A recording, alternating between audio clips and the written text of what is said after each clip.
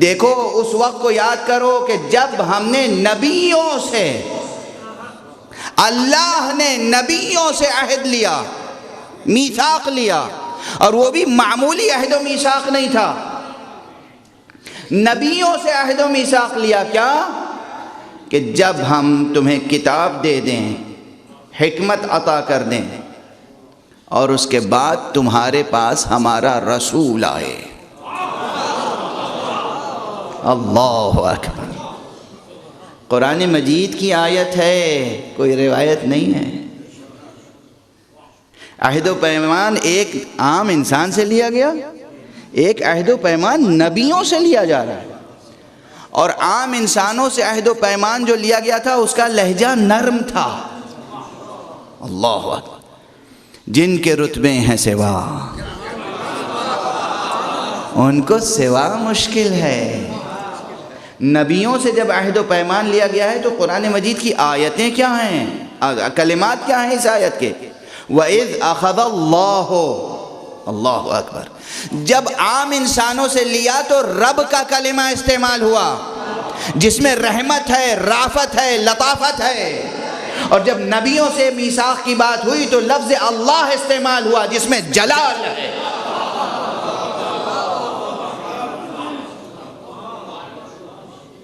وہاں کہا ہے وَإِذْ أَخَذَ رَبُّكَ، یہاں کہا وَإِذْ أَخَذَ اللَّهُ، اللہ اکبر!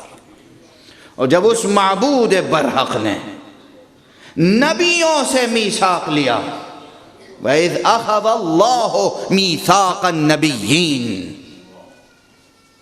نبیوں سے عہد لیا، کیا لیا؟ لَمَا آتَيْتُكُم مِّن كِتَابٍ وَحِکْمَةٍ، جب ہم تمہیں کتاب و حکمت عطا کر دیں، جو ہم نے تمہیں کتاب و حکمت دی ہے، تو پھر یہ یاد رکھو، یہ عہد کرو، یہ عہد کرو مجھ سے، کس سے؟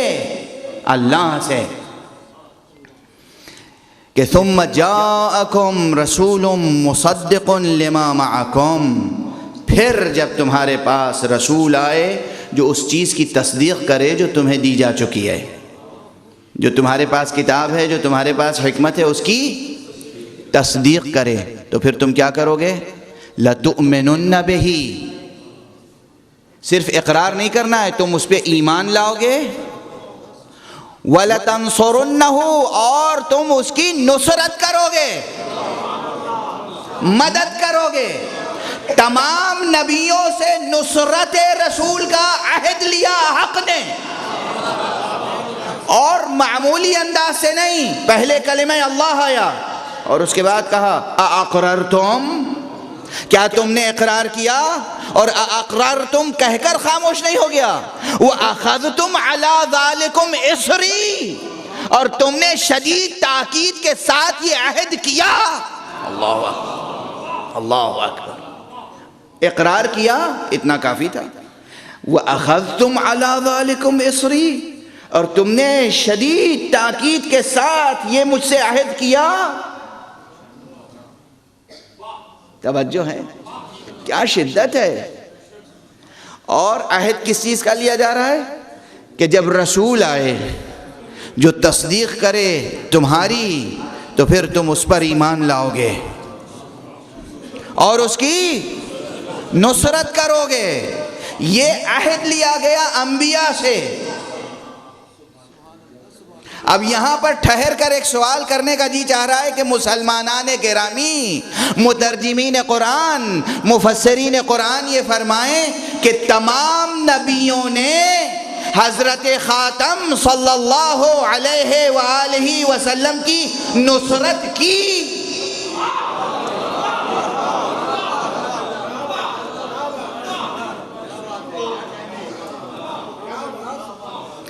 بھئی عام انسان عہد کر کے بھول جائے،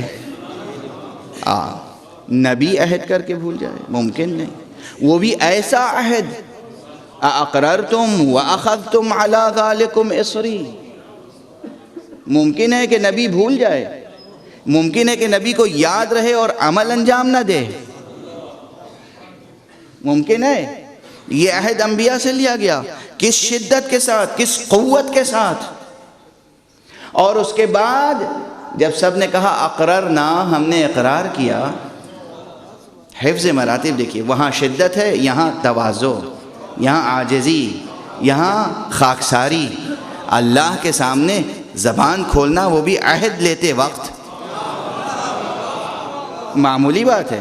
وہاں دو اقررتم واخذتم علی ذالکم اصری، کیا تم نے اقرار کیا اور کیا میرے شدید عہد کو لیا، عہد اٹھایا؟ یہ کہتے ہیں اقررنا، ہم نے اقرار کیا، ایک لفظ میں جواب سب نے دیا۔ یہ ادب کا مقام ہے، یہ حفظ مراتب کا مقام ہے۔ توجہ ہے، اقررنا، ہم نے اقرار کیا۔ اس کے بعد اللہ سبحانہ و تعالیٰ کیا فرماتا ہے؟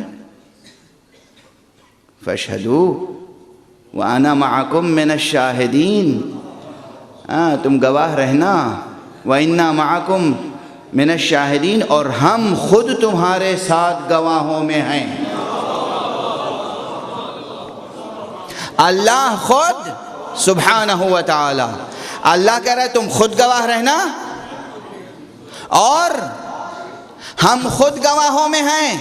اللہ خود گواہوں میں، جس عہد و پیمان کو اللہ نے شدت کے ساتھ، مکرر عبارت میں، مکرر کلمات کے ساتھ، مؤکد کلمات کے ساتھ عہد و پیمان لیا ہو، پھر خود کو گواہ میں رکھا ہو، کیا مجال ہے کسی کی کہ اس عہد کو پورا نہ کرے؟ اس عہد کو پورا ہونا ہے نا۔ تو یہ عہد جو پہلے ہو چکا ہے یہ ہے ما عطا، اور جو عہد پورا ہوگا یہ ہے ما یاتی۔ ابھی وہ زمانہ باقی ہے جب عہد پورا ہوگا۔ ابھی صرف تمام انبیاء نے اکٹھا ہو کر پیغمبر کے پیچھے نماز پڑھی ہے، شب معراج نماز پڑھی ہے، ابھی نصرت نہیں آکی ہے۔ اس لیے ہمیں انتظار ہے اس میدان کا جس میدان میں تمام انبیاء آ کر محمد عربی کی نصرت کریں گے۔ اب مسلمان بتائیں کہ وہ کون سا میدان ہوگا، یا وہ بتائیں یا ہم سے پوچھ لیں، ہم بتانے کے لیے تیار ہیں۔ وہ تب میدان قائم ہوگا، وہ عرصہ کارزار تب برپا ہوگا جب جان محمد حضرت مہدی صاحب الزمان ظہور فرمائیں گے۔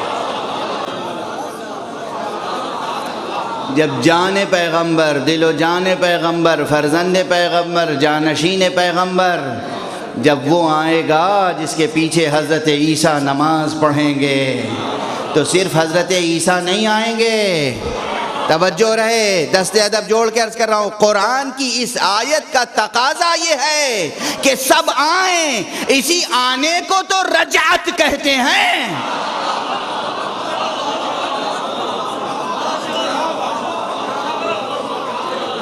ہم پر الزام ہے کہ رجعت کے قائل ہیں، چڑھاتے ہیں کہ رجعت کے قائل ہیں، یہ دیوانے رجعت کے قائل ہیں۔ کیا کوئی بھلا گیا ہوا واپس آیا ہے؟ آپ خود حضرت عیسیٰ کے واپس آنے کے قائل ہیں یا نہیں؟ جیسے عیسیٰ آئیں گے ویسے ہی آدم آئیں گے، ویسے ہی نوح آئیں گے، ویسے ہی ابراہیم آئیں گے، ویسے ہی موسیٰ آئیں گے، ویسے ہی سب آئیں گے، تمام نبی آئیں گے۔ اور کیا عالم ہوگا؟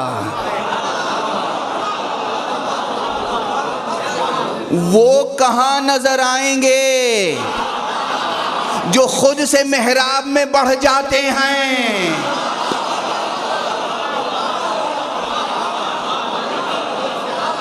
خود سے محراب میں بڑھ جانے والے وہاں کہاں نظر آئیں گے جب صف کی صفیں انبیاء کی ہوں گی؟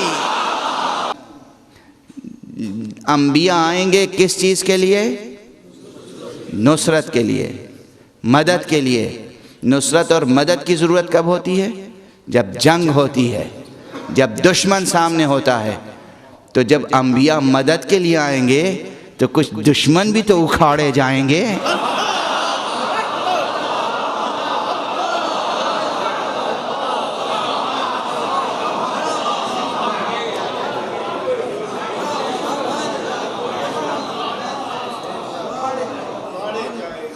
قبروں سے نکالے جائیں گے،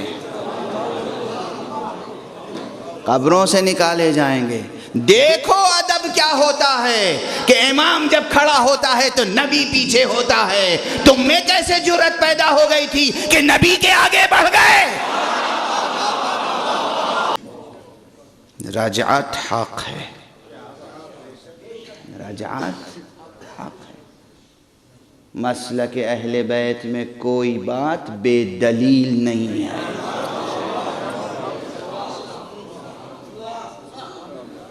قرآنی دلیلیں ہیں، برہانی دلیلیں ہیں، عرفانی دلیلیں ہیں، منطقی دلیلیں ہیں، فلسفیانہ دلیلیں ہیں، سائنسی دلیلیں ہیں. ایسے روایت کو ضعیف کہہ کر آگے نہ بڑھ جائیں. بس جس متانت سے آپ سن رہے ہیں اسی متانت سے یاد رکھیے گا اسے. یہ حقائق جو روایات ائمہ اہل بیت میں آئے ہیں،